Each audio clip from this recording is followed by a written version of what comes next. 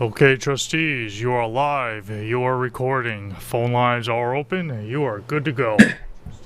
Hey, everybody. I'd like to welcome you to the March 14th meeting of the East Hampton Town Trustees, and I would like to open with the Pledge of Allegiance. Pledge allegiance. Pledge allegiance to the flag of the United States of America, To the republic which it stands, one one nation, under under God, indivisible, indivisible, with liberty and justice for all. Thank you. Arlene, can you do roll call, please? Sure. John Aldred, Here. David Cataletto, Ben Dollinger, Tim Garneau, Here. great Tim, Jim Grimes, Yes. hi Jim, Susan McGraw-Keeper, Here I am. okay, Mike Martinson, Here. Bill Taylor, Here. and Francis Bach. Here. Arlene, Okay, I see thank you. David is trying to join. Good, I was going to check, thank you. And Ben, is anyone seen Ben?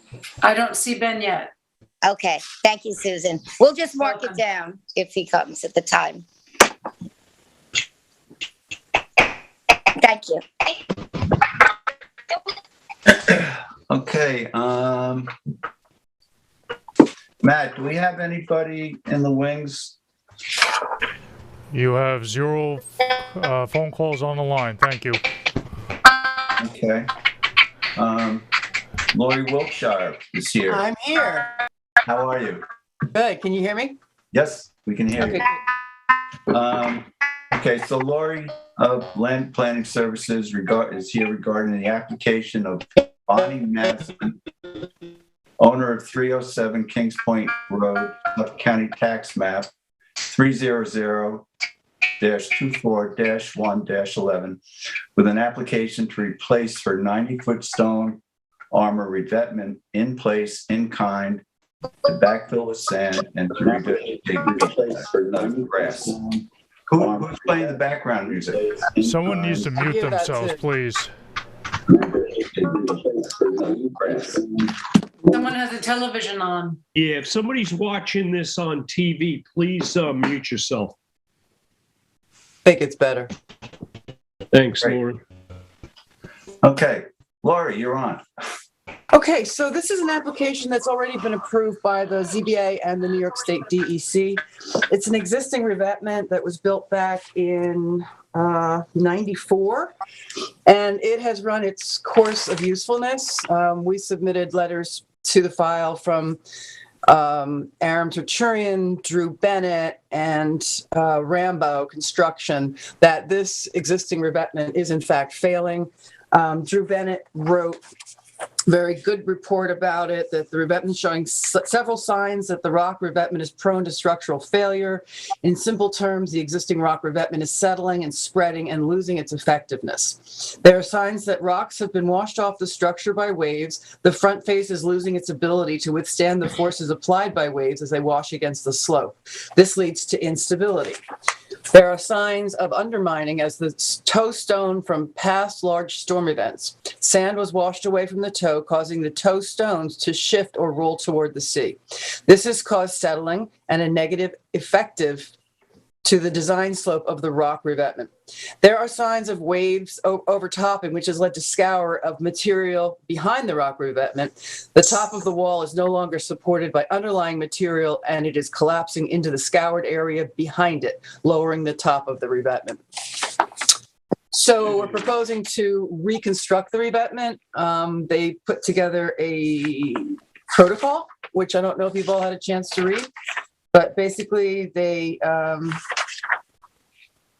going to stake the area of construction, temporarily stabilize the Clearwater Property Owners Association road end pavement, construct temporary sand ramps top of 307 Kings Point Road rock revetment, remove existing beach stairs temporarily, put filter rock and rock materials, install filter fabric and rock to design height from east to west, reinstall the beach stairs. They'll be putting sand up on top and replanting it with beach grass.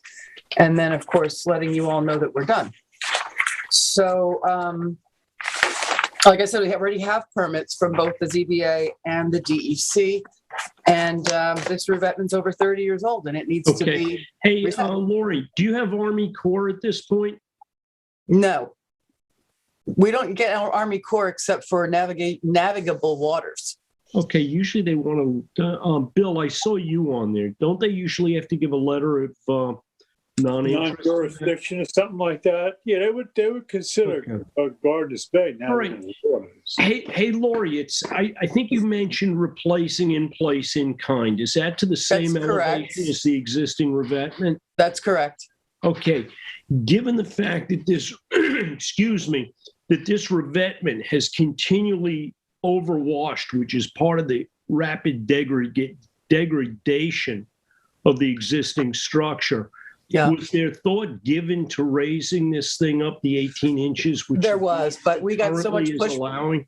Yes, but we got so much pushback from the town that we decided to go with the as of right, in place, in kind reconstruction. We'll gain some height because the original revetment was 9 feet tall and it's been compressed into the sand below. So we will gain some height just by restacking all of the stones.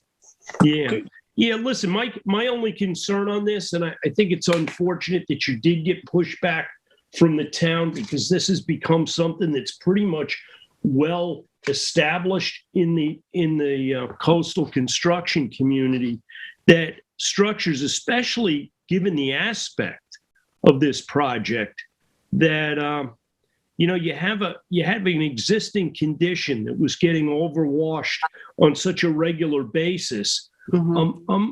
I don't have a problem with it. If I were the homeowner, I would have a real problem with it and a real concern that I'm going to basically be throwing money away here because that planting, and I did see the original recommendations on this project of doing a soft approach above the top of the revetment. And, I think intuitively, we all know that this is most likely going to be marginally successful and something that's going to need continuous maintenance. I really would have loved to have seen this where, the applicant was able to do what other agencies seem pretty comfortable with, and I think our board would be comfortable with as well, as kicking this up another 18 inches. And that is the fallback. So this will be designed and reconstructed in such a way that it can be added to. If there's an overtopping and the backside gets washed out again, then they will be able to come in and we'll apply for it and get additional rocks, but we'll then have proof that this soft solution at the top doesn't work. All right. Are you going to have to add rocks to it now? I would suppose you have to, right? Yeah. It's the words that Drew is using is he gave us a couple of different construction protocols. What did I give it here?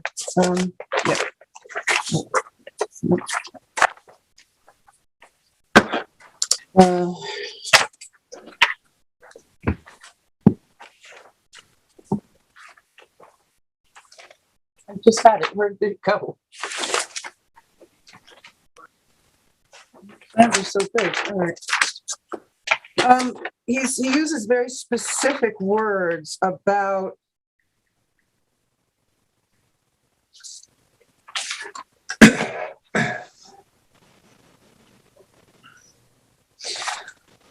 we'll need to bring in supplemental bedding stone. Okay. Yes. All right. And you're going to bring that over the property, or? It goes underneath. So it's you rebuild the slope, and then you put the filter fabric, and then you put the bedding stone, and then. Yeah, but I think what Bill's asking, how you're going to get the stone in. I'm assuming you're going to take it down the beach. Yes, we're going to be staging at the Clearwater Property Owners Association, and then stabilizing that area, and then bringing the materials down the beach. Yeah. Okay. And who's doing the work, Lori? Terry Contracting. They're in Riverhead. They're very They're often very, they do a lot of this work, let me put it that way. Yeah, they've been around for a while. I don't know if anybody else has any comments, questions. I have no problem with this. Yeah, I'll just but comment what and I- say that over the years, I have been to the property, I think with Francis, with Bill, with you, Jim. I've seen it and it has been pretty scoured out for a long time. And I think that that the owner has come before the trustees in the past, since I've been a trustee, to see if they can do something to fix the embankment there. It is really scoured out as it is. So I have seen it, and I've actually taken a lot of pictures of it. What I would. I went down. I'm sorry. I went down this week and checked it out, and it's definitely a failed revetment. So I agree with to build it up again. I would just comment that following Jim's comments about raising the interest in raising the elevation of the revetment. I mean, I think the board may or may not be in agreement with that, but I think we would certainly want an analysis of what impact that might have on the neighboring property. The threat that this property could pose if, let's say, this situation continued to overwash, or if this homeowner didn't have an application before us, that ultimately this revetment fails and it has a negative impact on the two neighbors. Yeah, this is. It's really important. The one that you just recently approved for, it's to the east of us, the big, tall wooden bulkhead, which has just recently been replaced. That's almost the reason why we have so much overwashing and scouring. That has a very significant 90-degree angle, and the water comes in up against that 90-degree angle and goes around and scours our bulkhead as a result. Once you put one in, it affects everything. Lori, I have oh, sorry. No, Go ahead, Bill. I just wanted to say, I think this is something we should grant a permit to. Thank you. Lori, I have a question for you. If you're looking at the property, the Maitland property, to the right, about 2 properties down, if I'm not mistaken, they had a very soft approach done years ago, maybe I'll say 3 years ago, 4 years ago at most. And it was completely, I believe they brought in the sand and they planted sea grass there. Whatever, I haven't seen it recently. Can you tell us what happened to that? I got to tell you, that installation has predominantly failed. Okay. I haven't seen it, so I'm just curious what happened to it. Yeah, you know, the fact of the matter is, you know, the area that we're talking about here is probably one of the most vulnerable areas in town for the type of activity we have here. And I think the LWRP way back when actually identified this area specifically, that the only alternative to the neighbors, because there's no opportunity here for somebody to retreat, that the only opportunity here is to armor your shoreline. And that's I know it's sandwiched between 2 properties that are both have bulkhead. I'd like to, I'll tell you what, if it's okay, I'd like to make a motion to approve this. I don't know, I feel like we're beating a dead horse. I'll second. All in favor? Who was that? David seconding? Yes. Mike. Mike. I think. No, Mike. Mike. Okay, I can't see people's. Okay, so Jim, motion, and Mike. Okay. Aye. Aye. Anyone opposed? Is anybody opposed? Okay, Lori. Thanks very much. Have a good night. Have a good night. You as well. Bye bye. Thanks, Lori. Thank you. See ya.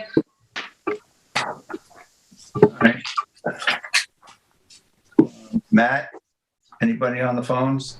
0 callers. Thank you. Boy, nobody likes us anymore. Jim. They're all confused by daylight savings time. Yeah. That Okay, could I be. see, Billy Mack. Would you like to come up?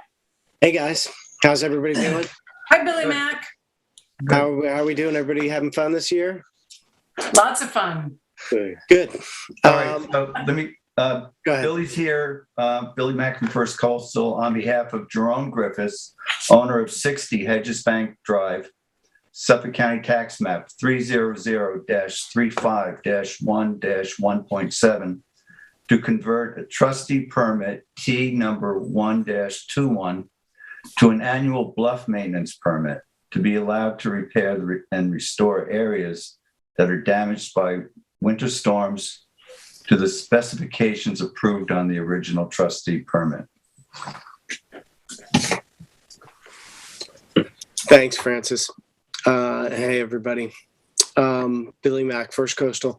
So yes, this is 60 Hedges Bank, and I think some of you guys have been familiar with this, checking it out over the years. This stretch of Hedges Bank is, it's essentially got a chronic erosion problem, and the best we can do with it is do maintenance in the way of filling it occasionally and keeping the vegetation going. There's no other permitted options for these property owners. And it's a daunting task, but they try to do it as efficiently as they can, and we try to do it as efficiently as we can for them. So we're looking to renew this permit, and as a maintenance permit, I believe that every 3 years we've been back to you to renew it, or maybe it's been 2 years. So I don't know the process on it. Are you asking for the same amount of time, Billy? For another 3 years? Well, we have a 5-year permit from the DEC, so I'd love to get that from you guys, but I'll leave it to you. We don't have a multiple year. Understood. We gave a renewal on this last year. It expires April 14th, so it's still in effect. Yeah. And I believe with correspondence with your office today, Billy, you don't have a DC. Well, we don't have a DC permit on file for you. I'm not sure what the status of the DC permit is, and you are in the process of renewing your natural resource special permit, which I think is a multi-year permit. If I'm correct. I think that's correct. Yeah. Yeah, I don't see a problem with this. We've done it before. It's the same methodology, same property. I'd make a motion to approve this. I'd just like to address one thing with Billy.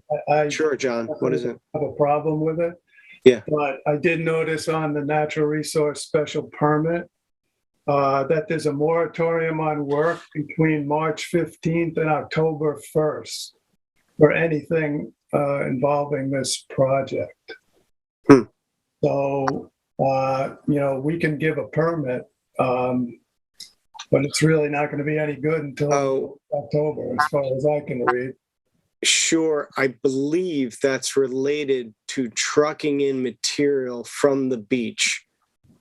Well, the wording says a strict moratorium on all placement of fill for construction activities shall be established between March 15th and September 1st. In any calendar year, the moratorium may be lifted only by written correspondence to the building department pending an assessment of the activities of any threatened or endangered species by the East Hampton Town Natural Resource Department. Okay. Now, that's an expired permit, so I don't know if your new one will have different language. Well, we do typically get the work done before then. However, here we are in March already. It sounds that's a plover condition. That's standard on any beach. Notorious. Yeah, I wouldn't be surprised if you can get that letter. I just right. You just wanted to bring it up. Okay. Yeah, I know that there's no plovers on that beach. They don't habitate that area historically, and they have not. The beach is too narrow. But that's the problem between you and the building department if it should arise. Yeah. I think we should just give you the permit. Oh, I don't disagree. I'm with you on that too. All right, Jim, you made the motion Yes. and I'll second it. all in favor? Aye. Aye. Thank you guys very much. Good to see you, Billy. Good to see you guys, and I'll stay on for Terry. I know she's the neighbor and a dear friend. So happy to help. Thank you, Should we Bill. do that now? Okay, Terry Singer. Yes. Yes, so Terry's here as representing the owner of 58 Hedges Bank Drive, excuse me, Suffolk County Tax Map 300-35-1-1.8 to convert trustee permit number 2-21 to an annual bluff maintenance permit to be allowed to repair and restore areas that are damaged by winter storms to the specifics approved in the original trustee permits. Okay. Well, if I should introduce, I'm Terry Singer. I'm actually the owner of the house. The owner. Yes, yes. And we're just looking to it's nice to meet all of you tonight. And I'm just looking to, we're looking to continue the same type of restoration and repair work that we've been doing for the several past years. And I, of course, work with Billy. So thank you, Billy, for hanging in there with me. And any questions? I do have a DEC permit that's current. We also have our resources permit that is current. So we're just looking to continue the same work we've been doing. I would make a motion that we approve this with the same conditions as the neighboring property. I'll second. All in favor? Excuse me, one second. I'm just, what were the conditions that you're applying to here? Just the conditions of adhering, of reaching out to the building department, natural resources, just get a letter that they have no issues with a debt, with that March, what's it? Usually it's the 31st of March deadline for work. I think in this area, they typically would extend it because there is no endangered species that are going to be an issue here. Oh, okay. I understand. Thank you. Unless a bald eagle should suddenly start nesting within 800 feet of your bluff.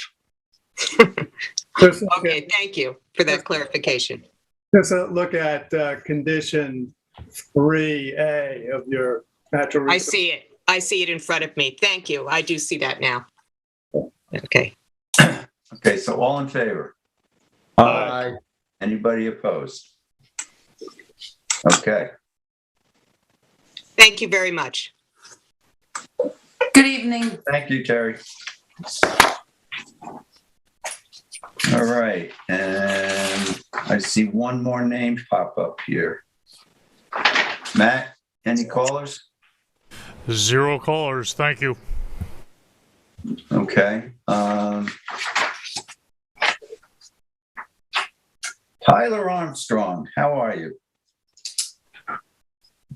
Oh, hi, Tyler. Hi, everyone. Hi, Francis, Susan. Hi. Hi, Tyler. I was just here to fill in for Rick Whalen and Maddie Narvillis on Cindy Crane's property on Accabonac Harbor in case there were any questions regarding her mooring permit application. I just had one comment on that. Maybe the board can think about this. And in looking at where the mooring was placed last summer, it seemed to be out more or less in the middle, in between the two shores, basically off the property, off your property there. And, there are other moorings. That's the approach into Shipyard Lane. There are other moorings along the, I guess it's the eastern shore there, off Shipyard. We're talking about, we have an application for an oyster reef in that area as well, a little bit to the north of where those moorings off Shipyard would go. So it seems to me that I don't have a problem with authorizing a mooring there, but I think it should come closer to the western shoreline, closer to the Cindy Crane's property. Yeah. Hey, John, I think that's a good point here. Yeah, it seems to be right dead center in the navigation channel there. Right. Okay. Well, I'll note that and let the client know that. We'll see, I can see what you can do about that. I'm not sure what the depths are there, but I'll note that. Thanks. Yeah. What's the Oyster Reef? Can you describe more of the Oyster Reef that's applied for there? Wait a minute, Tyler. Okay, hold on a second. Sure, Are you sorry. only here for the mooring permit? Yes. So what about? So we're not addressing the platform tonight. Platform?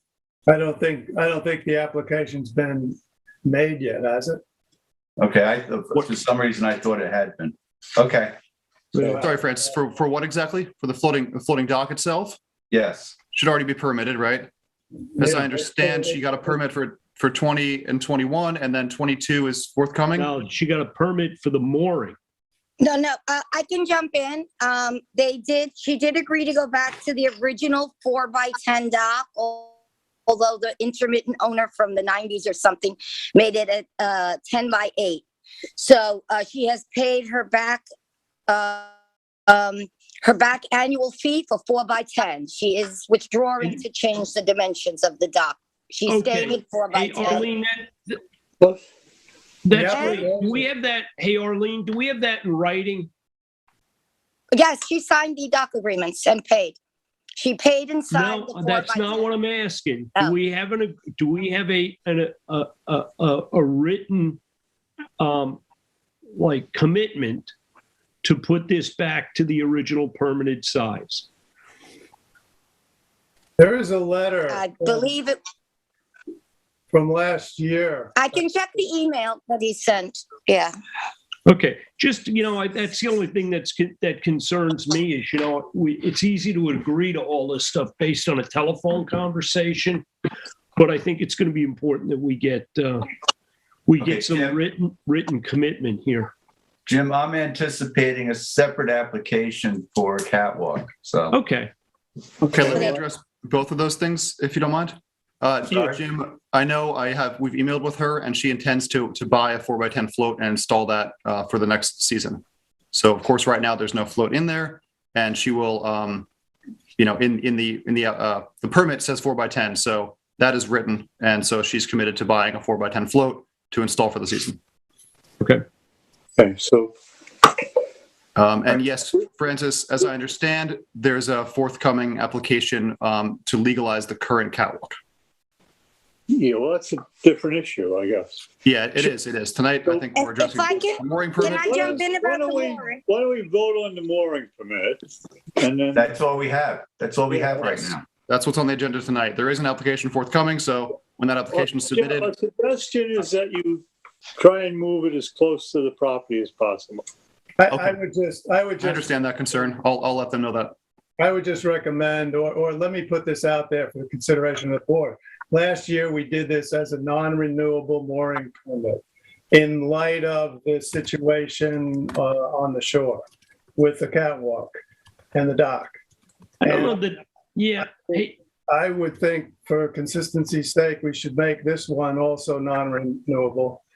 And John, and listen, maybe Chris could. Application can come in for one next year if this matter hasn't been cleared up. Hey, John, and maybe Chris could weigh in on that. Can we do that? We did. And be on sound ground when we do that? Because it would seem almost capricious on our end. Yeah. Jim and John, I don't see a reason why the permit, can't just be for the 1 year based on all the other, balls in the air with this one. So I think it's probably a good decision actually to keep this one relevant, have her come back next year, see where we're at with everything before granting a renewable permit. So I don't see any reason why we can't do that. All right. But these are always going to be singular and separate permits, correct? Whether they're renewable or not. Well, my understanding of the intent here is the mooring is really in lieu of using the dock. And okay, I understand. Once the dock issue is cleared up, the boat will move to the dock. That's my understanding. All right. Well, we authorize these moorings by a yearly basis anyhow. So we're giving her, everybody gets a mooring permit for a year, basically, so. No guaranteed renewal. Yeah. I think that's fine. So let's. Shall we make a motion I'll to? make a motion that we issue a 1-year non-renewable mooring permit somewhat closer to the western shore off Crane property. And I will second it. All in favor? Aye. Aye. Anyone opposed? Okay. So you want to know about the mussel reef? Oh, Yeah, sure. I mean, the oyster reef. partially out of personal interest, but also to, update her on what's going. yeah. So South Fork Sea Proposed there. Farmers Organizations proposed a oyster reef. It's basically 4 feet wide, 2 feet high, about 50 feet long, along the shore, the opposite shore. It came to us, I think, the last meeting or the meeting before with a proposed location, which turned out was a little bit in conflict with duck blind. So we proposed an alternate site, and they're now running the alternate site by the DEC. That alternate site is probably 400 feet north of Shipyard Lane road end. Okay. How far offshore is it, John? Well, it's going to depend on the depth of water, which he didn't have when we discussed it. So that's one of the conditions he's got to come back with the depth of water and the proposed distance offshore. Okay. Can I ask who the organization is? South Fork Sea Farmers, Okay. nonprofit, basically a group of oyster gardeners, East Hampton oyster gardeners. So they're working in conjunction with the spring school. That's great. So it'll establish more reef, kind of hard It's substrate for oysters to spawn onto. a water quality project. Yeah, they see Yeah. the reef is actually stocked with oyster shell that has a small spat adhered to it. Great. So Yeah. if it's successful, the oysters will grow and cover the top of the reef. Excellent.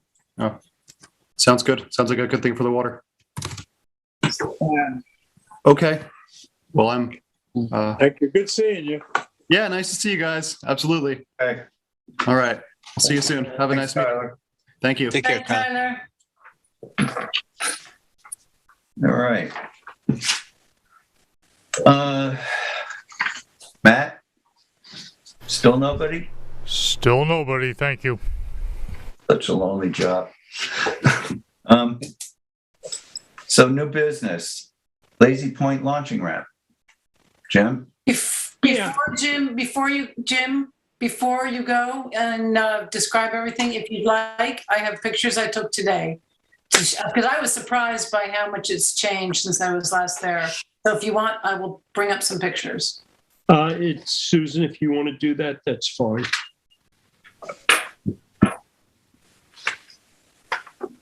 As long as it doesn't take too long. Oh. All right, so I share screen. Yeah, okay. And here they are. Okay. Do you see anything? Yes. Yeah, St. Patrick's Day. See a lot of things. Well, I don't know how that happened. Okay, well, That's what's on your maybe we can screen. just move to the right. Oh, wait, here I go. I'm sorry. Excuse me. All right, so.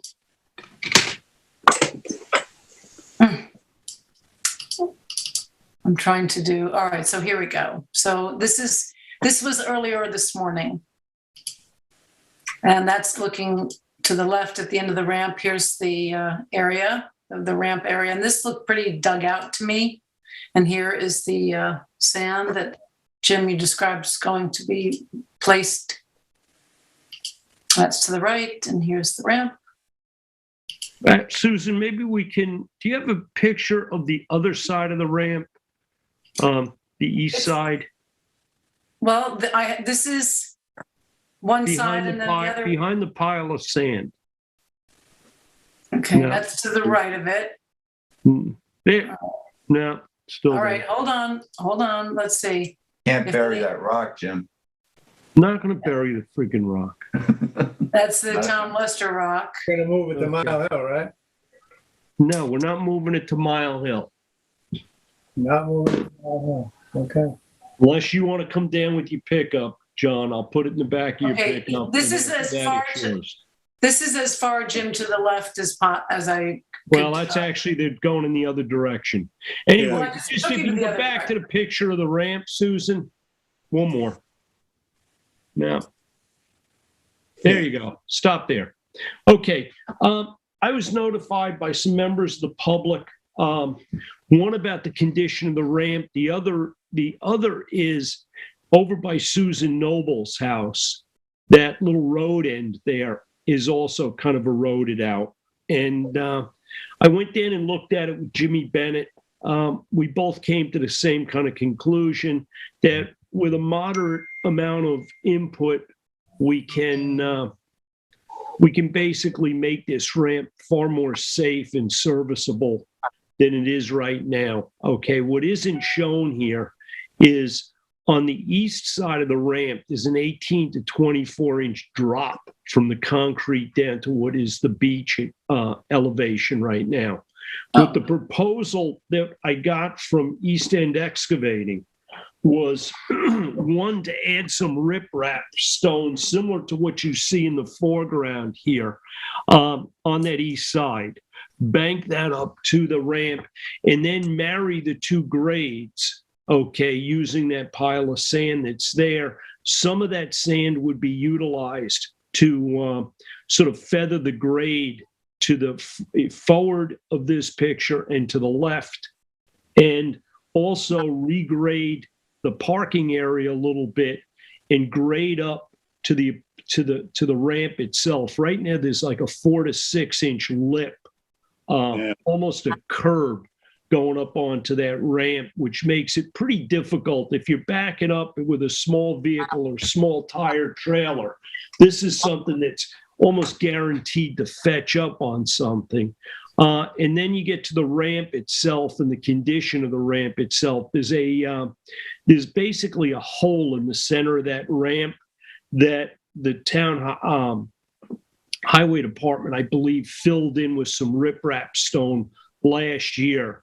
The proposal that we got was to basically remove that heavy gravel stone, cut the hole bigger to allow the person to dowel into the existing slab, and then pour a patch on that slab. Second to that would be to power wash like a day there at low tide, power wash that ramp off so it's not nearly as slick and dangerous as it is right now. Now, that's a temporary fix, but it's something that with a minimal amount of input can be dealt with. And last but not least, we've got the rock, okay? And the rock's in kind of an awkward position right now. It lists to one side. The plaque and the lettering is kind of a skew of level. And that would be to reset that stone a little bit closer to the dune grass, level it out, make it a little more presentable, and basically was it Tom Lester? Yes. Yeah. You basically give Tom a little more consideration that he's got right now. I know, John, you mentioned it was supposed to go over to Northwest. That isn't covered in the scope of what we're talking about here. And I don't think, honestly, it makes sense from my standpoint to move the rock at this point. Just getting it out of the way for now is fine, I think. Well, no, hey, Bill, it's not just getting it out of the way.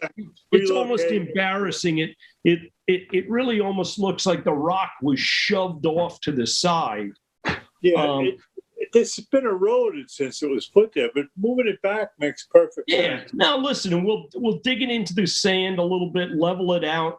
Some of that riprap stone, I'd like to take maybe 1 or 2 buckets of that and move it to that other road end where it drops right now. It's dropping down about 18 inches to grade. Anybody that's got to like hike through that area, it's a pretty hefty step. I thought drop a little riprap stone there and take some of that sand that I had Pat Bistry and bring down there and just kind of ease that slope a little bit. It'll actually help protect the road a little bit and make access to those moorings out there a little bit easier. Jim, where is the sand from? Sand is from Clearwater. Okay, the agreement that we came to this year was that if they deposited that sand on a trustee-owned beach, we would not charge them the $7.50 a yard. Most of it went down to Girard Drive. I asked to have 3 loads redirected to this site just because I knew we needed the material, and this came at no cost to the East Hampton Town trustees. So this is all good stuff, and it should make the ramp serviceable for this year. Yeah, well, I hope it would make it, Bill. I hope it makes it more serviceable than this year, because the total on this proposal is $10,600. I think it should buy us several years here. Yeah, no, it depends on the weather. But yeah, and I don't think it makes sense. You know, the town, as some of us remember, was going to redo this launching ramp, but unfortunately the harbor conditions over there, I think what's going to make the most sense here is when we get sorted on doing the dredging work for the East Channel, is then it makes sense. Identify the best way of doing this launching ramp and think about redoing it at that point. Yeah, that's a really tough spot for a ramp. And the state owns most of the land. It got incredibly complicated. That riprap has lasted great, though, I'll tell you. Well, you know, the riprap has lasted great, but you know, the problem over there is still, if you're going to launch a boat when that tide's moving, you better have a pretty heavy vehicle. No, it's backing that trailer down, because you can lose your boat, your trailer, and your truck in that thing very easily. If you go off that east side, you have a really mess. Well, the east side's problematic. Most of the guys, the commercial guys, tell me that they actually back down on the beach. It's easier just to back down on the beach and launch off the beach. We put that riprap down there after Hurricane Bob, and that's pretty much wound up being where most of the launch has been done. You know. Yeah. All right. Anyway, the launching ramp acts like a breakwater more than anything. Yeah. At this point, does anybody have any questions? No, I think it's a project we should go forward with. John, you had a question? Are we going to get any pushback from anybody in the town about this? In what respect? They're getting the repairs done to the launching ramp free of charge? So as you said you were down there with Jim Bennett. Is Harbor Masters on board here? They're 100% behind us.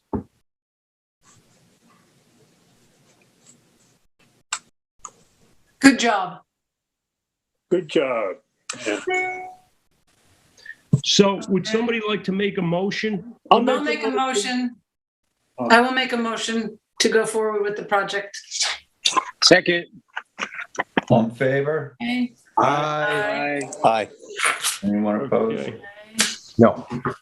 Okay. Okay.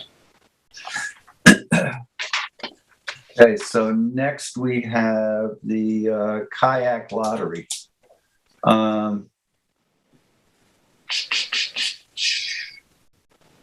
So I believe that was supposed to take place today. Allison was sick today, so it did not happen. I think it's been rescheduled to Wednesday. Yes, and it says on our website, ehtrustees.com, it's on the front page. It tells the public that the winners will be announced via email, so don't call the office. You will be notified by our office by email as to whether or not you are a winner for the lottery. Okay, is there anybody on the board who can sit through that lottery drawing? Tomorrow? Wednesday. Hold on one second. When on Wednesday? I'm sorry? When on Wednesday? I don't know. Arlene? Or Allison, are you here? Yep, I'm here. Oh, I'm here. if it's not between 10 and 12, What I time? can be log it. on. Hang on, I was on mute. I couldn't unmute myself. Whatever works. If you're free after 12, that could work. After 12, I can do that with you after 12. I tried. Unfortunately, I wrote on the website, we'll try. I'd have it done by Wednesday at noon, but so it'll be done at Wednesday at 2, you know. Okay, I have a meeting from 10 to 2, from 10 to 12 with the Water Quality Technical Advisory Committee. What about tomorrow, Susan? What? I'm sorry? Yeah, if somebody wants to come in tomorrow and do it with me, that would be fine too. Okay, hold on one sec. Tuesday seems to be okay. I just have to check with a doctor's appointment. So may I call you in the morning? Sure. Okay. All right, Allison, I'll call you tomorrow morning.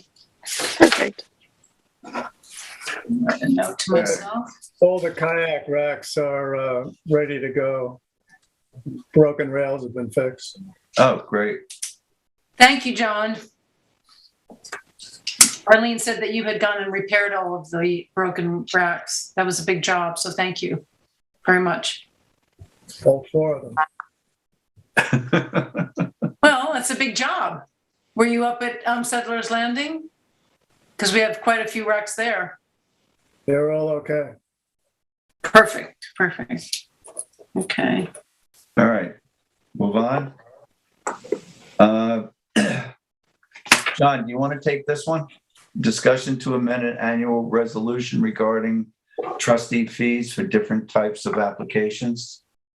Well, yeah, I mean, in light of this, the application, the application for the bluff restorations, the way they were worded, they seem to come in, it got me thinking, they seem to come in as looking for, a regular maintenance permit kind of a thing. And, I was thinking, well, should we think about giving long-term maintenance permits for things like bluff restorations? That's one question. I've sort of since rethought it a little bit and thought maybe it's not a bad idea to revisit this every year. Seems to be fairly straightforward, and we get a chance to know what they've done and what the state of their other permits are and things like that. It's a little bit different than the marinas. But in the case of the marina, and then I started thinking about the fees. And I think we had, before the organizational meeting, there were some discussions about adjusting some of the fees up. And the application fee, initial application fee, and the renewal fee were 2 of those. And since then, we never really addressed it. The only fee adjustment we addressed the organizational meeting was the per length recreational dock fee, which was brought up $1 a foot. And since then, we approved a long-term maintenance plan for one of the marinas and agreed to charge $100 a year fee for that over 5 or 10 years. I forget which we agreed to. But that is in effect a renewal permit fee. So I would propose that we consider raising the initial application fee from here on in to $150. And the renewal fee was $100, from $100 to $150. And the renewal fee from what it is now, $75 to $100. And then there are other fees that I think we might want to consider, but I think maybe that might be something that if the board feels that's something I want to do, we can put a list together and some suggestions and bring that back for board discussion at the next meeting. John, I think it would be really helpful to have a list and give it to us so that we can review it and then discuss it again. I think that would be very helpful. Well, that's just my opinion. I mean, that's, my take. I'm one person. I don't know. Right, but I think if you present your proposed changes, I think that would be helpful to all of us, and then we can discuss it again at our next meeting. Well, does the board? I'm happy to chip in a little bit here, John. Go ahead, Chris.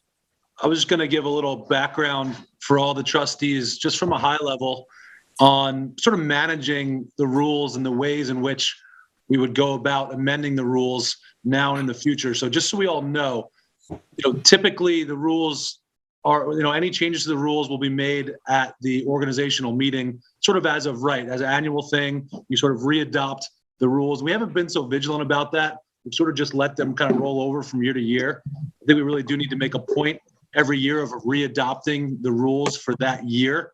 So that's probably on me and Arlene to make sure that's on the agenda for every organizational meeting. In addition to that, as Arlene had pointed out, I think in an email, the trustees can, adopt any amendments to the rules throughout the year, as long as there's a 30-day notice to both the, the public and to our tenants at Lazy Point. So I don't know. I'm just wondering if, bringing about sort of a laundry list of things this time of year, I'm not sure. Just from to keep it clean. Maybe it's something we look at. We should have looked at in December and kind of do all together in January.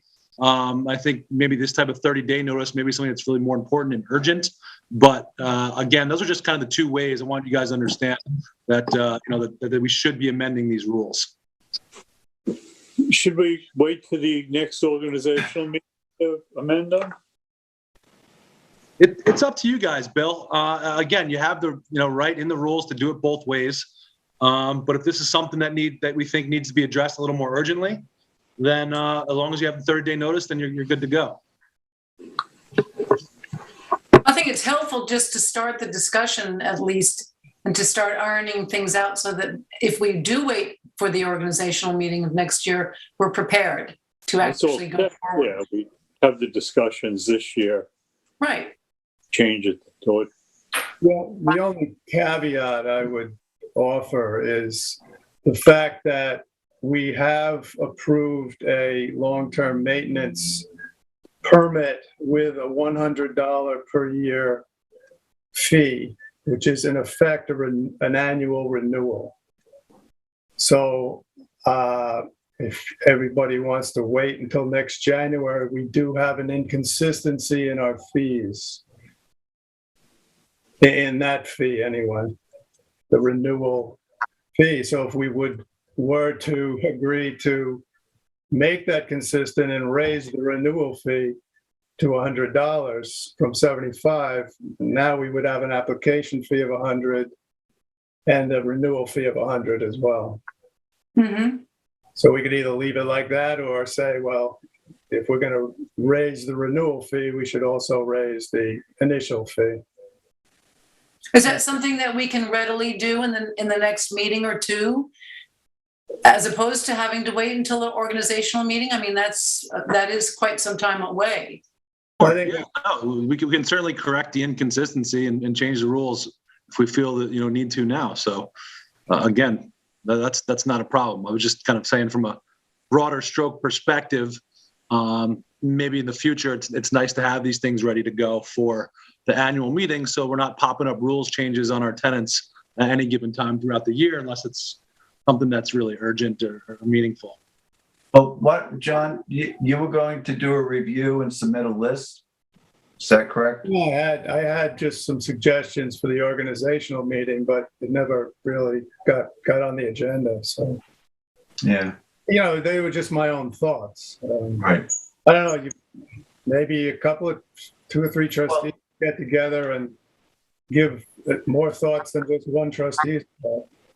Oh, for example, tonight, we did the bluff restorations.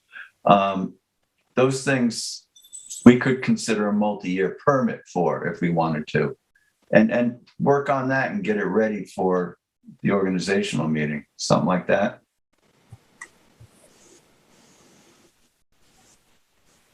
Yeah, and just to remind you guys, the two other topics, one was the increase or just instituting a one-time fee for the no consideration transfers. And the other sort of bigger conversation was going to be extending the amount of time that a homeowner need to be a resident in the town of East Hampton. So those are things we've been tossing around for a year or two now.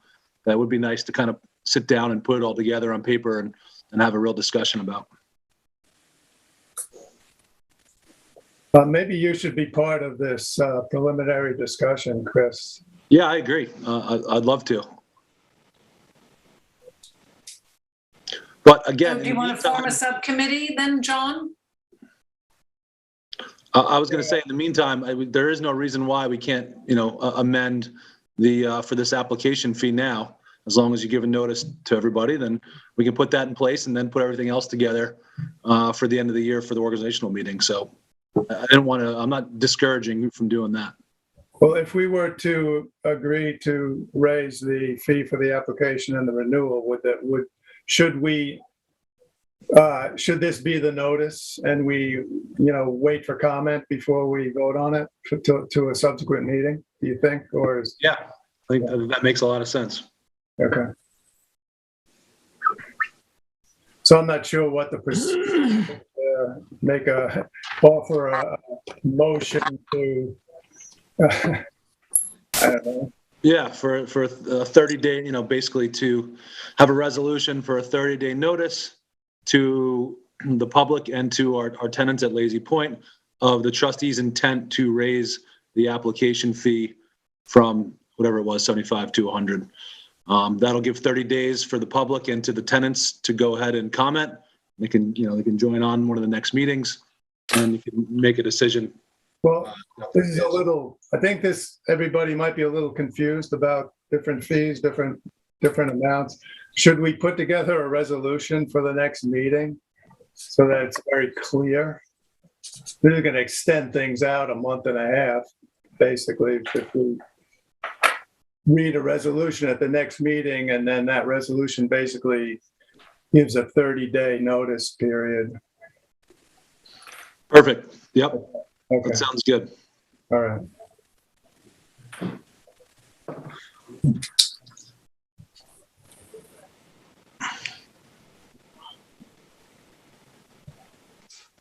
Well, I'll give you a call, Chris, and okay. And then in the future, I don't know if we need a subcommittee or not, or if Lazy Point committee or whatever it is, but we'll start discussing the other amendments and having those ready to go for next year. Well, maybe because we do have a Lazy Point committee, Napeag and Lazy Point, maybe Jim, Mike, and myself want to jump in there. Sure. How's that sound, John, Chris? Yep, that sounds good. I'm happy to participate with that committee. Okay. I don't know that I'm on the Napeag committee at this point, but I'm happy to join in. Well, Mike, you're still on there. Oh, okay, good. Yeah. Good. Okay. Yep. Yeah. You got Nice it. to, And nice and to you see can you all down find- there sometime. You can all find out what committees you're on if you go to our website, ehtrustees.com. Yeah, I And thought I go was to off. I thought I was off of Napeag this year, but that's okay. I didn't realize I was there, but I will be. Thank you. Okay. All right, let's move on. Committee reports. We did academic. Let's do education. Susan? Oh, I don't have education. I have Montauk Friends of Erin. Is that what you're referring to? Well, it's under education for some reason. Oh, okay. Well, I know we had 2 of these sent out, so I have just the one. All right. Well, everybody here knows that the Montauk Friends of Erin St. Patrick's Day Parade will take place this year on Saturday. That's March 26th. And the trustees, of course, will be participating. I'm very excited to say that we'll have our truck. Bill Taylor will be driving the truck, and attached to the truck is our brand new pump out boat.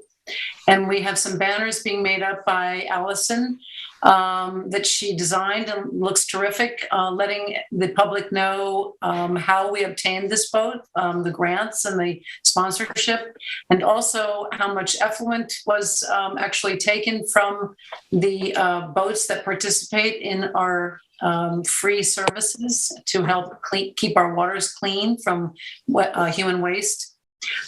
So we have those signs, and the boat will be decorated with some Irish flags. And those of us, I don't know, raise your hand. I know that Jim is going to be with the Montauk Fire Department. I believe, Mike, you'll be with the fire department, correct? Okay. Mike, you're going to be with the fire department, right? I'm going to be wearing my fire department Class A uniform. I'm going to try to be a part of the trustee scene as well. I'm hoping that the fire department will. That Mike, it's a little inappropriate. If you're going to do the trustee thing, do the trustee thing as a trustee. If you're going to do the fire department, the Class A uniform should be used only for firematic things. It's not a dress-up uniform for you to go out to dinner in. Susan, yes. Parade is on Sunday, not Saturday.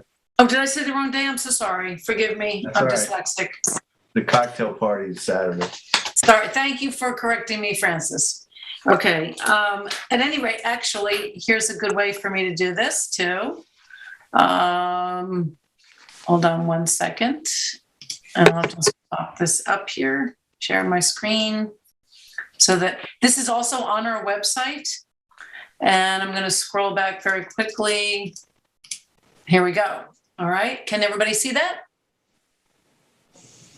Yes. Okay, that's on our website. So if you go to ehtrustees.com, I know I keep plugging that because there's so many good things on there. The poster from the Montauk Friends of Erin is posted for you. And if you're inclined to go to the luncheon, that's on Friday, March 25th. But we will be in the parade, and we will have goodies to give to all the bystanders who are there. And what can I say? Bill, thank you so much for driving the truck and the pump out boat. And who is going to be with us? Can I see a show of hands? I'm coming. Who's on? Tim. Oh, Tim, great, good. Okay, John, will you be with us? John Aldred? Are you going to join us? Possibly. Possibly. All right. Well, we have to meet. The parade begins promptly at 12, so we get lined up. We're assigned a certain place, so I would suggest we can all talk. Those of you who are going to join, I'll be happy to let you know where we should meet. Bill, I'll rely on you. We can all meet at the office and go out from there, right? That's what a boat's going to be in a truck. So. Okay. All right. Bill, do you guys need a place to stash that or anything in Montauk before the parade? I think the last time we just went out, joined up the crowd, and as soon as we finished the parade, we just headed right back to. All right. Well, now, Jim and I. Jim, when you and I did it, there was a shop, and what I was going to say is you're welcome to park down there if you need to. Jim, when you and I did it with a couple of years ago, we actually were put into a position, and I think the fire department was behind us. So there was some order to this, and maybe what we should do is go to Industrial Road first over by Jim's, because then we go out to the main road from there. That's easy. Honestly, guys, that's the easiest way to get into the line of march. Usually is to get down Industrial, and then they'll direct you right or left as to where your position is. Yeah. So Bill, I'll be in touch with you then about it. We'll get it all straight. Okay. All right. Well, thanks I'll everybody. be there too. I'm joining. I'm going to come too, so I'll figure out to meet you at the Trustees or out there in Montauk.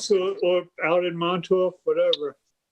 Okay, sounds Well, good. I think it'd be easier if we meet at the office first, and then anybody who wants to get in the truck, because we have a back seat in the truck. It's not just a front seater. So if Tim, David, myself, maybe John. I'm gonna meet you guys out there. I'm gonna be with my family, and we're gonna be at a bunch of different places. So I'll see you guys out there, and I'll find you.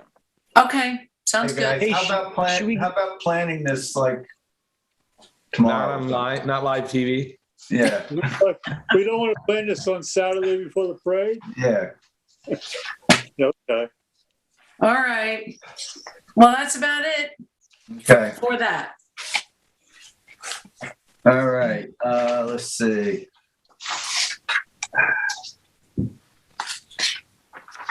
Georgia, another ponds. Jim, do you have a copy of the resolution? It was drifting around here somewhere. Hold on. It's regarding the aquatic weed. There we go. So we have a resolution for the aquatic weed harvester. Yes. I have it. Yep, go ahead. Okay. Whereas there continues to be serious water quality impairment that are a threat to human and environmental health at Georgia Pond, and continued growth of blue-green algae and macrophyte blooms, which are promoted by nitrogen and phosphorus found in the pond. And whereas there is a need for continued monitoring of the blue crab and fish populations in Georgia Pond, and whereas a permit has been applied for by the Friends of Georgia Pond Foundation, Inc., to the DEC and the town of East Hampton to harvest the macrophytes in Georgia Pond, to which the trustees have been named as property owners. And whereas in the past, the trustees have agreed to permit the use of an aquatic weed harvester to operate in Georgia Pond for 5 days a week, Monday to Friday, for a total of 7.5 hours a day from the months of June 2020 to September 2020, and to operate a motorized skiff boat to collect monitoring and survey data periodically during the months of June and September. And now, therefore, be it resolved. I think we may have the dates wrong. Yes. You said June 20. Well, June 20, and now we're talking about June 2021. So listen, guys, just adjust to 2022. Jim, Yeah. in the paragraph, we write, because we did it last year in 2021, we want to do it again this year in 2022. It's a very confusing resolution. We had the same problem last year. Okay. It is maybe make a motion subject to any typos being corrected with the date. Okay. Do you need me to fin now? Therefore, be resolved that the Friends of Georgia Pond Foundation, Inc., shall be permitted to continue use of the aquatic weed harvester to harvest macrophytes, and a skiff boat to survey blue crab and fish populations for 7.5 hours a day, Monday to Friday, for approximately 12 weeks from June 1, 2021, it says, to September 30th, 2021. Mine says 22. Mine says 21. I don't know why it says 21. Okay. Well, mine's 22. Okay, so it's been fixed. So okay, now one thing I noticed though, Jim, with this is there's no reference. I mean, it says that the Georgia Association has gotten a DEC permit for 5 years. Are we doing a 5-year resolution? No, we're doing a 1-year resolution. I think. Okay. No, because as John mentioned earlier, we haven't really set up a 5-year or multi-year permit in anything other than some of the But this isn't a permit, it's a resolution. Yeah, dock stuff. So listen, guys, it's your pleasure. I'm comfortable with year by year on this. So. Anyone else have any comment? Yeah, year by year sounds good. See how it goes. Okay. I agree. So do I have a second? Second. Who made the motion? I'm sorry. Jim. Jim. No, I didn't make the motion. Oh, you read the Jim resolution. made the motion. You read the resolution. I read the resolution. That's the motion. Right, I have that. That is the motion. Okay, listen, man, I'm learning something every day. All right, so Although there wasn't a now therefore be it resolved part of that resolution that I heard. You just did. Well, no, there was. The last bit I read, I said, now therefore be it resolved. That was it. It was almost a 7.5 hours. reiteration of the whereas above. Guess I wasn't listening. All right, Yeah, so just we a have a different motion and a year. second. yes, All in second. favor? Aye. Aye. Anybody opposed? Okay, it'll be great to see this thing going on time. On time.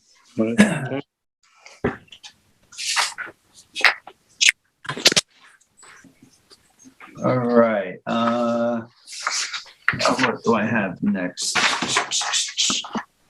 Regarding village ZBA hearing of House on the Pond, Inc., owner of 10 Lockwood Lane, Suffolk County Tax Map 301-1310-15.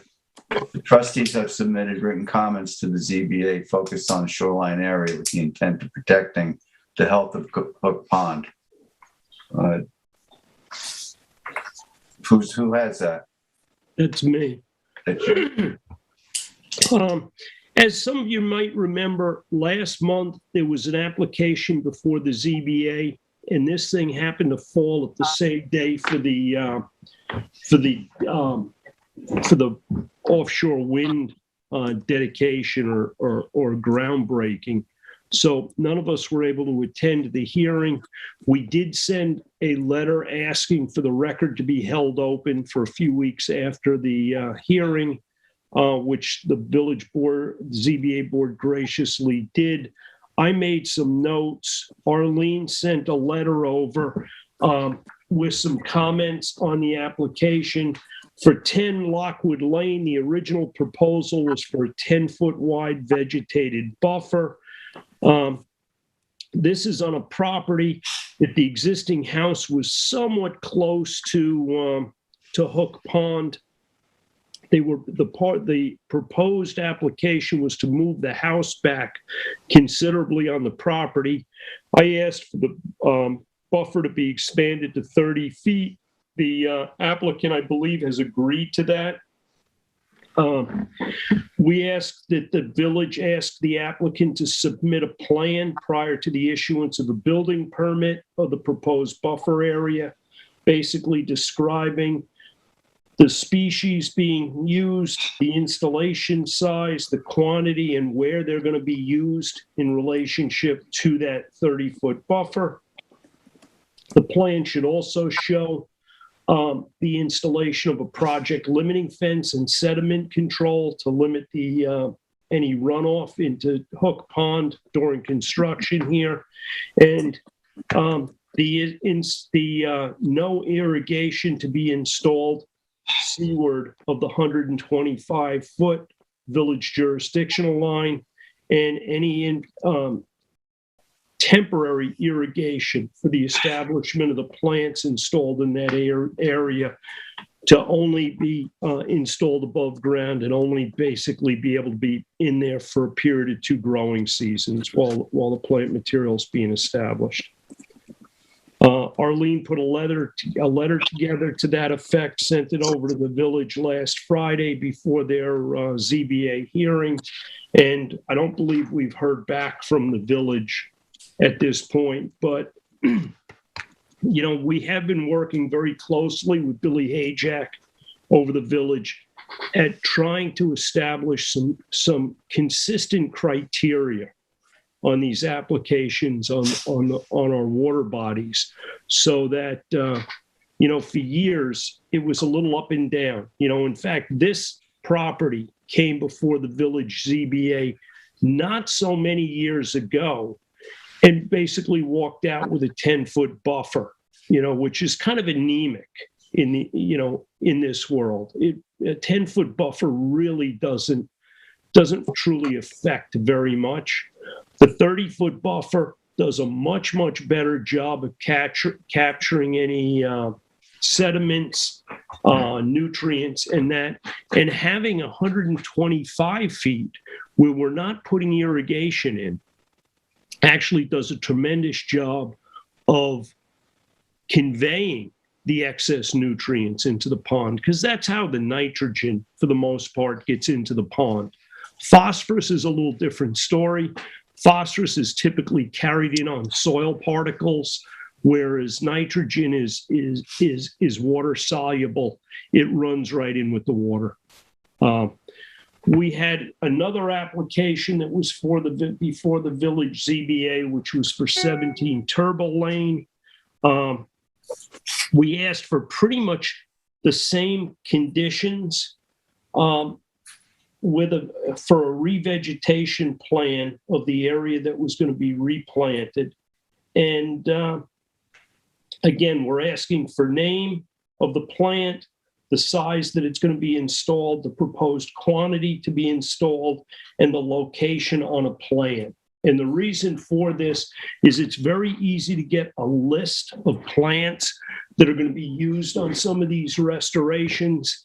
And history has told us that depending on how serious the applicant is, their agent, or their contractor, these things can turn out really well, or they can turn out really bad. So we asked for some of the same things with this one, as well as before and after documentation of the area, an allowance for annual inspection by the village. This is not our board, because most of this stuff is all happening essentially out of our jurisdiction, but allowing annual inspections on these revegetated areas, and again, prohibiting the irrigation. There is a Phragmites cutting aspect of this project.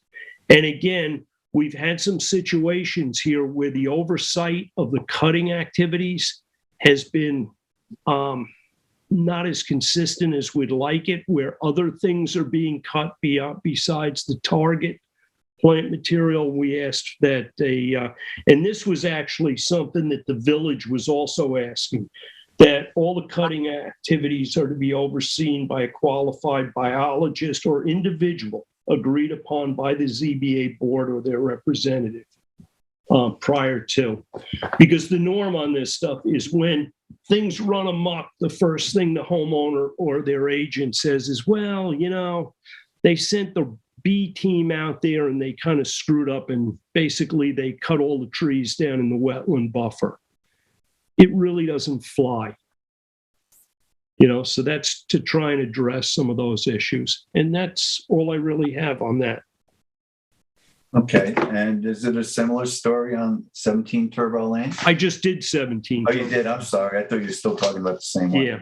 Okay, great. It's the price of one. Thank you, Jim. Yeah, Thanks, Jim. Very good. All right, next thing we have is Napeague Lazy Point, the PEMS project. Did anybody go down there and check that out while they were doing it? I did. I wanted to go to see it today, but I couldn't. I have not been, but I'd like to, so I'll do it. Okay. There's not much, I hate to say, there's not much to see. One, it moved pretty fast. They pounded these things into the ground pretty quickly. And once in the ground, there's really not much to look at unless they marked the spot with a little fiberglass rod. Okay.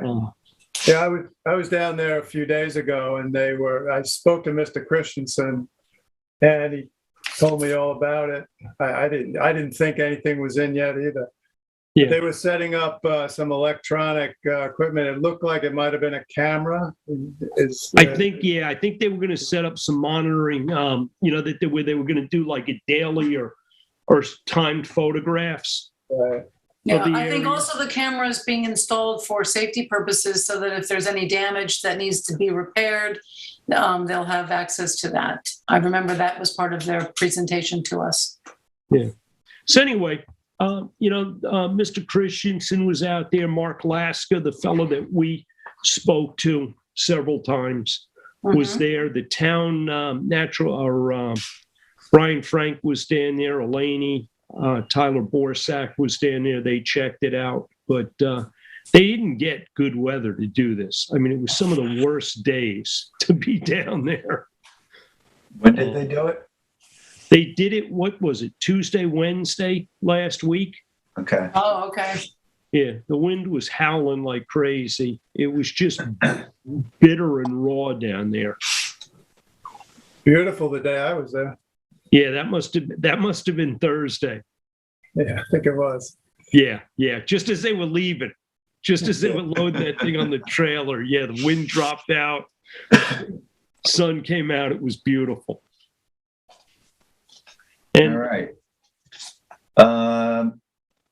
Last thing we have on committee reports is water quality and update on Dr. Gobler's presentation. Yes, just very quickly, it's time of year when we have Dr. Gobler come in to give us his report and assessment of this past year. And so we've come to a date of April 11th. He will have enough of a report done, but as far as the proposal for the year of 2022, it won't be complete, but I sent out an email to everyone, Francis, Bill, Jim, and John, asking what we thought about other dates, which I had talked with Dr. Gobler about. When would he like to do it? April 11.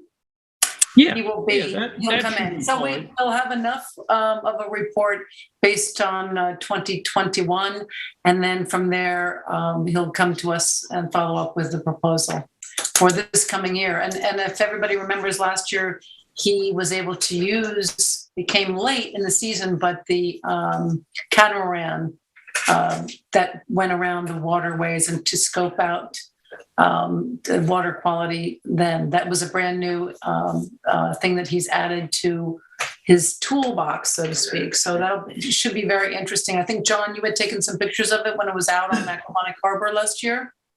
Yeah. Hey, Susan, have we gotten a proposal from Chris for this year's work? I think that's what the proposal is going that for 2022. He will not have completed, but he will come with a report for 2021 for last year. He will have that report for us. That's what I'm saying. Well, I think what we're trying to do here is hear what he found, because he did some testing last year that was different than years past, and then we can get together and talk about what we want him to do, and then meet with him and together on right. I think what's important right now is to get the report from the work that has been done for 2021. Then we can assess and decide where we want to go in terms of going forward. Do we want to change? Do we want to add? And that will be the proposal that he'll bring back to us, and we can review it for 2022. But it's April 11th. He'll be here. Okay. All right. Okay, thank you. You're welcome. We'll move on. You want to say something? I thought somebody wanted to say something. Move on to administrative payment of the bills. We have Optimum, $166.98. Staples, $35.98, and $105.59. East Hampton Business Services, $203.85. I'll make a motion. We pay the bills. I second it. All in favor? Aye. Aye. Anyone opposed? So John, you made the motion and Jim, you seconded? Yep. Okay. All right, financials for the month ending February 29th, 2022. Anybody have a chance to look at it? I haven't. All right, so we'll table those to next meeting. Yeah, table. Okay, I have one thing on the report of the clerk. At 4:57 today, we got an email from Andrew Drake, and he's been out patrolling the trails around town, and he was on Edwards Hole Road, dirt section, and there were several trees down blocking the road. Are these pitch pines that have I just been haven't lodged seen over? them. I saw them. Yeah, there's about 3 or 4 of the big dead pitch pines which have been rotted and fell.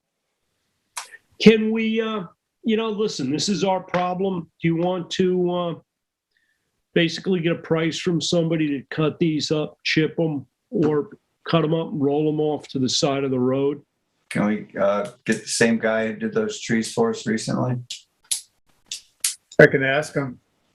Sure to do it. I think they're working on trees up there anyway, actually. Yes, a lot of cutting of trees in our neighborhood. Right, David, David? you actually saw them? I did, yeah. I mountain bike right by there all the time. And there's maybe 100 more that are eventually going to probably fall on that road too. There's still a ton that are up. What is that road access? It goes to 114 to Swamp Road.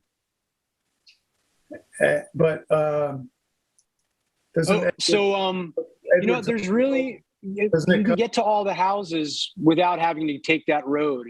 It's just there's houses in the front and in the back, but in the middle, that's where all these trees are dead and they're falling down.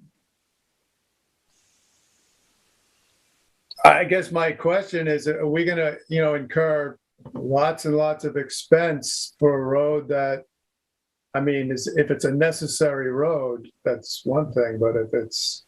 Well, hey, John, the only thing that happens there is in the event of an emergency, which, Dave just said it. He mountain bikes down there, and when something happens where you need to get down that road, you probably, it's in our interest from a liability standpoint to maintain access through there. Not only that. Actually, if you're driving north towards Sag Harbor, or if you're going toward the village, there's a large parking area, and oftentimes there are pickup trucks there, and it's got a map. It's located on a lectern, and there's a wide berth, and that's where the road starts from 114, and it goes all the way through to Edwards Hole. That is Edwards Hole, and it goes all the way out, if you will, two holes of water road. So it's often used. I see oftentimes, 4, 5, 6 or more trucks and cars there. So I think what you're saying, Jim, is true. It's a liability. No, but in truth, guys, we're going to see. The one thing that's happened here is, this is related to that southern pine bark beetle problem. Okay, well, the southern pine bark beetle problem has escalated considerably from a couple of years ago. And in all likelihood, what we're going to see is pretty much most of the pitch pines will be gone. There'll probably be some little extant populations that avoid the beetle. But as these trees die, you get an accumulation of fuel, okay, for a better word, in the woods here, that we are going to see wildfires, okay? And we're going to see wildfires along the lines of what we saw 35, 40 years ago, something like the West Hampton fires or like the fires in Montauk back in the early 90s. Pine Barren fires? And this is going to be a real situation. And we've got to kind of start preparing for this now, okay? And it's going to be the best thing that could happen to these areas is to have them burned over, okay? It'll use up some of the fuel. It's going to kill a lot of the insects, these pine bark beetles, not as many as we'd like because they're pretty well insulated within the trunks of these trees. But on a better level, it's going to do a tremendous job at controlling the deer tick population and the Lone Star tick populations out here. So in some ways, I'd almost welcome these unscheduled events. But we got to kind of be prepared for them when they come so that your house doesn't burn down. I was just going to say, Jim, I live in Northwest Woods, as does Tim and David and so forth. And I will tell you, if we have fires like you're describing, a lot of people's homes are going to be destroyed because not necessarily. Well, Can I tell you I will tell you that the entire area from Two Holes of Water Road across and going toward the village, Two Holes of Water is decimated on both sides. And on the side of Swamp Road, all of Swamp Road is, it's lost. It's so bad. And there are trees that are marked with bad. orange. Well, it's very sad because they're all down. They're all being cut. Well, if you live in it's actually not sad. Okay, there's a reason why we don't have. I like my pine trees. Pine forests out there, and you know why? They don't grow like that. They're a plant that reaches a peak. Something, whether it's southern pine bark beetle or some other organism, comes along and knocks them out. And the opportunity for the understory and the diversification of species in this area is huge. But for your own home, this is a good time to start evaluating your properties, okay? And instead of living in gray gardens, do some selective editing on your property and set yourself up so that you can truly protect your property in the event of a wildfire. Now, landscaper that you are, and very knowledgeable, what is the moth that we are all supposed to look out for? The DEC wants us to report them. It's spotted. The spotted lanternfly? Yes. Yeah. Okay, that's a whole different gig. Okay, I'm not talking about that tonight. No, I know, but that is also another problem we have. But see, that's an introduced species. Okay, that is another one of these things. Invasive. Part of our cosmopolitan world where we import all kinds of things, and sometimes we import things that we didn't realize we were importing. The southern pine beetle problem, it's a homegrown problem. Okay, this is an insect pest that's native to the U.S. Its range has been farther south of here, but it has shifted, and it will likely shift again. And you can look at it as the end of the pitch pines. It's not going to spell the end of the pitch pines. There's a pretty robust seed bank there, and pitch pines are somewhat unique in that they always store a certain amount of seed in their cones that are only released after something like a fire. They pop like corn. The cone opens up, deposits the seeds, and you'll get a nice big flush of new seedlings coming on. And by the way, the pine beetle does not infect the seedlings. And if a lot of the trees or most of the trees are gone, well, then most of the beetles will be gone because they'll run out of food. And, listen, it may not be in our lifetime, but the pitch pines will come back, and, our kids or our grandkids will get to see them. Well, we've all seen that evolution along Sunrise Highway. Well, hey, after the West Hamptons. Pine barrens. Yeah. It looked like no pines were coming back in the first year. And then by year 4, you could see pines. And by year 7, there was a real noticeable pine population. And now they've grown up just in time to maybe die off again. It's a great circle of life. It's a great circle of life. But we do have to be prepared for what's coming here, guys. Let's have somebody go down there and make sure a fire truck can get through the road. Okay, so I would like to have John or David, you saw it. John, you're going to contact the guy who did the other trees. I'll get together with David and people from Whitney and take a look at it. Are we going to have to wait another 2 weeks to clear this up, or can we do this some other way to approve the work? Why don't we just authorize the work up to a couple $1,000s? There you go. Works for me. All in I make a favor? motion. How much? Well, how much? $2,500. Up to 2,500. I'm sure we're probably What not is- going to see anything. What ever. exactly is the job? Cut the trees and move them to the side of the road? Listen, hey, Dave, how big around are these trees? They're probably 2 feet in diameter, 2 or 3. So medium size, I would say. Well, 2 feet in diameter is a pretty good size pitch pine. So you're going to be rolling them off to the side. My guess, Whitney's only got an 18-inch chipper. So he's not running the whole tree through the chipper, but he'll probably chip the tops or whatever. Well, I would imagine that most of what's across the road is the trunk, right? Yeah, you could just cut it and roll them. I think you wouldn't need to chip them. You could do it pretty easily, maybe. Yeah. All right. So cut them and roll them. Yeah. Anybody opposed? Nope. Okay, thanks, guys. Anybody have anything else before we say goodnight?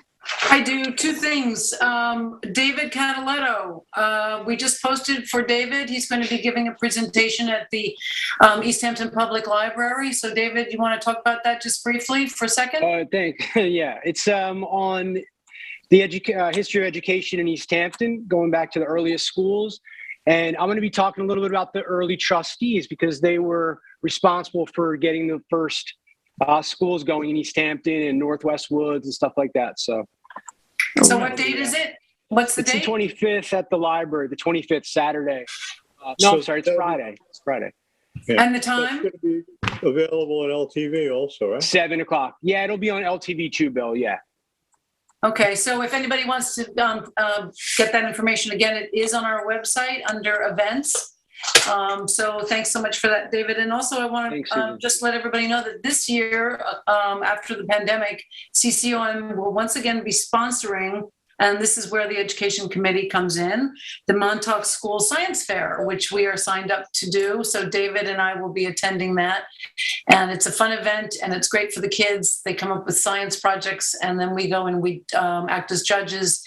And it's a lot of fun and the kids love it. And it's a great job that the school puts on every year. So that's it. Great. And you said you had something else? Oh, that's it. No, just David and CCOM. And if anybody wants a turtle sign, I'll just throw that in. It comes with a stand. It's Trustees donation of $10. It goes to the Captain William J. Rysom Scholarship Fund for educational to the graduating students of East Hampton High School for their college tuition. So they're in our office. They're available. $10 donation. The turtle crossing signs. Okay. And that's it. All right. Do I have a motion? Hey, everybody. Wait. Matt, is there anybody on the line? Zero callers. Thank you. Okay, thank you. All right. Thanks, so we Matt. have a motion from Tim. Yep. Second. Favor? Aye. Bye. Thank you. Good night, everybody. Good night, everybody. Good night. Thank you, Matt. Good night.